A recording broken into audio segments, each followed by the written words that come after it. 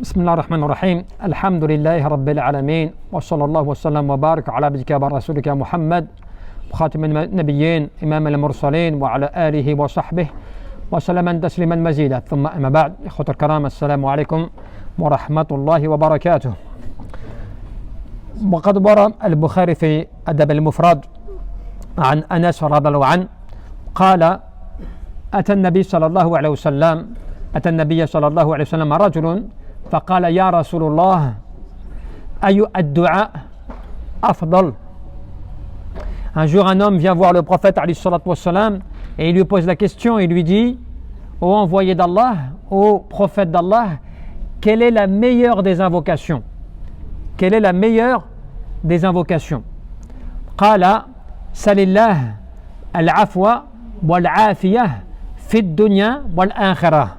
Et il lui dit: demande à Allah qu'il t'accorde le bien-être et, on va dire, comme le pardon dans ce bas monde et dans l'au-delà. ثم أتاه الغداء فقال يا نبي الله أي الدعاء أفضل. Et un jour l'homme revient encore une autre fois et il lui dit: envoyé d'Allah, quelle est la meilleure des invocations? Et le prophète alayhi salatu wassalam lui répond: salillah al-afwa wal-afiyah fi dunya wal-akhirah fa idha u'tita al-afiyata fi dunya wal-akhirah faqad aflahta. Et l'homme lui répond, et le prophète alayhi salatu wassalam lui répond: demande à Allah qu'il t'accorde le pardon et le bien-être dans ce bas monde et dans l'au-delà, parce que celui à qui Allah a donné, a accordé cela, eh bien s'il t'accorde cela, tu seras heureux. Tu seras donc le plus heureux. Et vous savez, l'imam Ash-Shawkani rahmatullahi alayhi, il nous apporte quelques kalimat, paroles qui sont très bénéfiques. Et il nous dit: ففي هذا الحديث التصريح بأن الدعاء بالعافية أفضل الدعاء. On comprend par ce hadith de manière très claire que le fait de demander le bien-être, que tu demandes à Allah Jalla fi'ula qui t'accorde le bien-être dans ce bas monde et l'au-delà, c'est la meilleure des invocations. ولا سيما بعد يعني تكريره للسائل في الثلاثة أيام حين يعني أن يأته للسؤال عن أفضل الدعاء. Surtout qu'en plus l'homme a demandé à 3 reprises au prophète alayhi salatu wassalam, il lui a demandé quelle était la meilleure des invocations, et le prophète alayhi salatu wassalam lui a répondu par la même réponse. Tu vois, pour dire comme quoi ça appuie encore plus le fait que cette invocation est la meilleure. أفضل الدعاء فأفاد هذا أن الدعاء بالعافية أفضل من غيره من الأدعية. Tu comprends que cette invocation, elle est la meilleure des invocations que tu peux faire.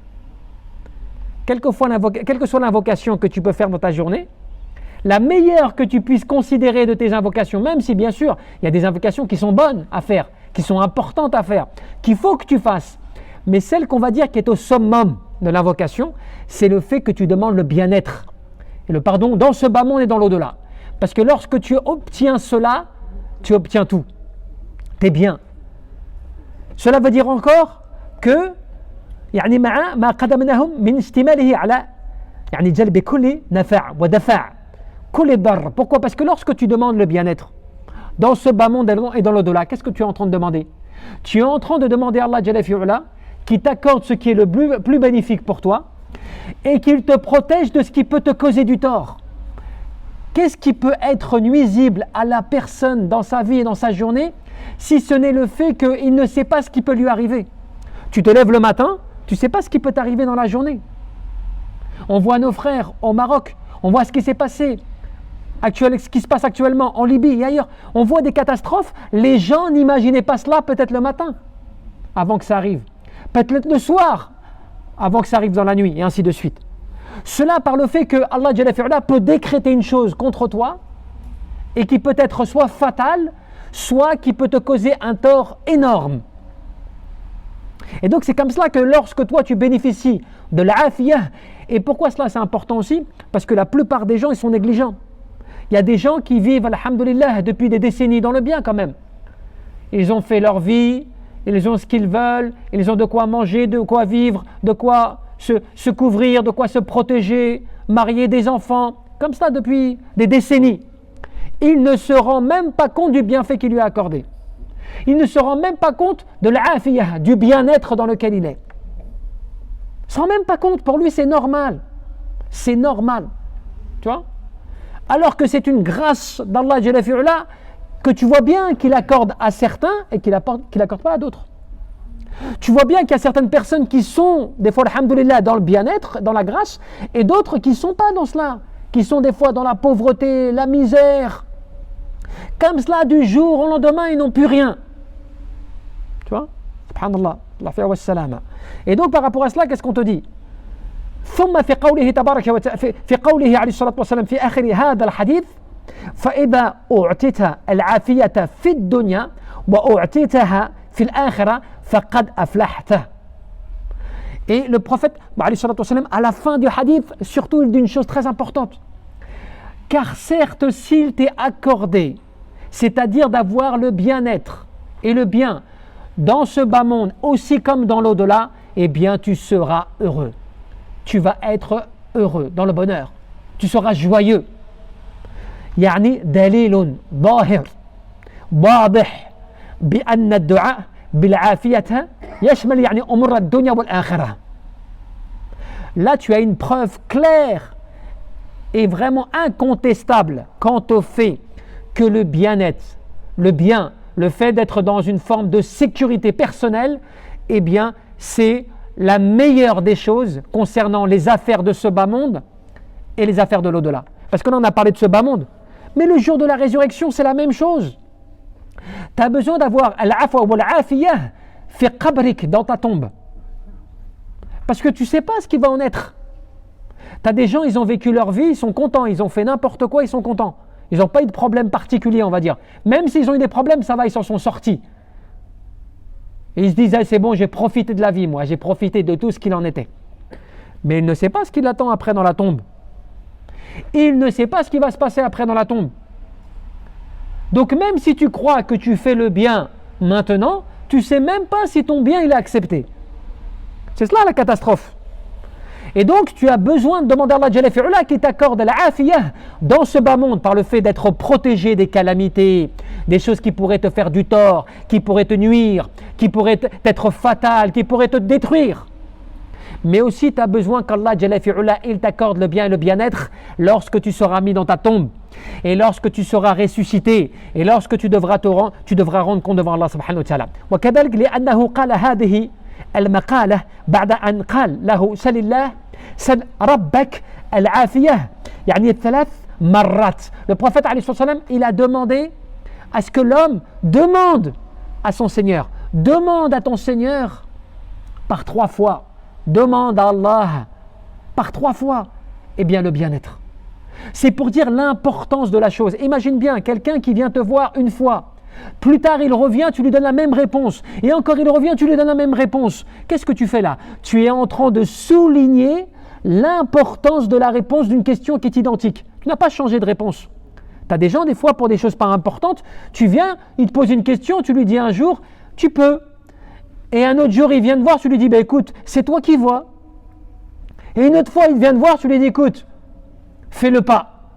Tu as changé d'avis pour la même question, toi. Pourquoi? Parce que le sujet, pour toi, il peut être comme ci, comme ça. Le prophète, alayhi salatu wassalam, à la question, elle était claire parce qu'elle était très importante.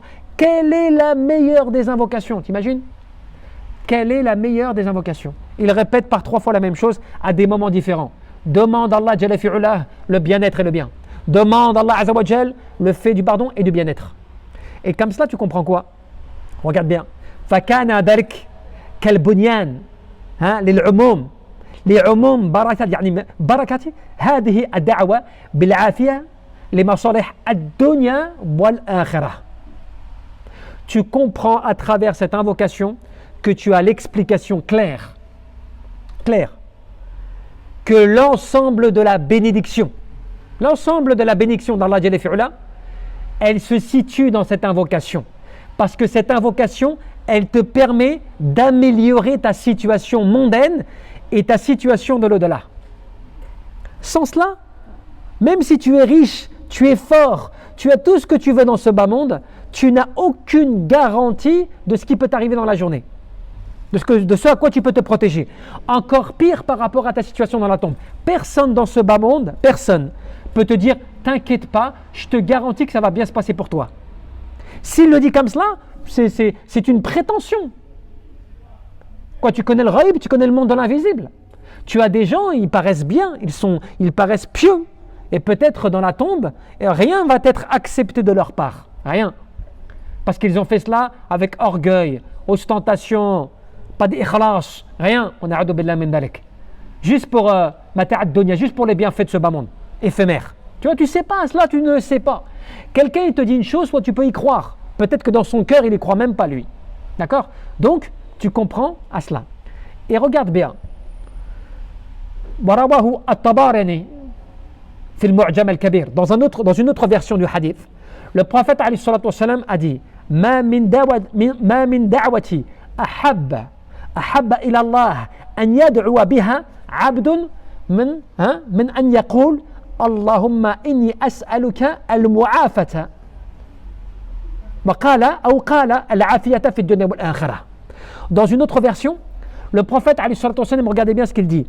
Il dit, il n'y a pas une chose qui soit la plus aimée parmi les invocations pour Allah, si ce n'est la personne qui demande, oh Allah, je te demande de m'accorder le bien-être, le bien. T'imagines, subhanallah? Est-ce que tu te rends compte de l'importance du poids de cette invocation? Que tu demandes à Allah Jalla fi'ula cette parole simple. Allahumma inni as'aluka al-'afwa wal-'afiyah ou al-'afiyat fi ad-dunya wal-akhirah. Tu demandes à Allah Jalla fi'ula cette invocation simple d'une seule phrase qui constitue la meilleure de tes invocations. Mieux que cela, elle réunit tout ce dont tu as besoin pour toi, pour être bien, pour être protégé, pour être préservé du mal, pour avoir les choses bénéfiques pour toi dans ce bas monde et surtout dans l'au-delà. Et c'est comme cela que tu retiens de cette invocation, eh bien, principalement, tu retiens 3 points. La première de ces choses, awalaha, يعني شموله الخير الدنيا والآخرة. Cette invocation, elle réunit l'ensemble du bien dans ce bas monde et dans l'au-delà. وثانيها أنه أفضل الدعاء على الإطلاق. C'est la meilleure des invocations de manière générale, de manière globale, c'est la meilleure des invocations. وثالثهما, et la troisième des choses c'est quoi? أنه أحب إلى الله سبحانه وتعالى من كل الدعاء يدعو بها العبد على الإطلاق. Cette invocation, elle est l'invocation la plus aimée d'Allah Azza wa Jal qu'un adorateur peut demander. Subhanallah.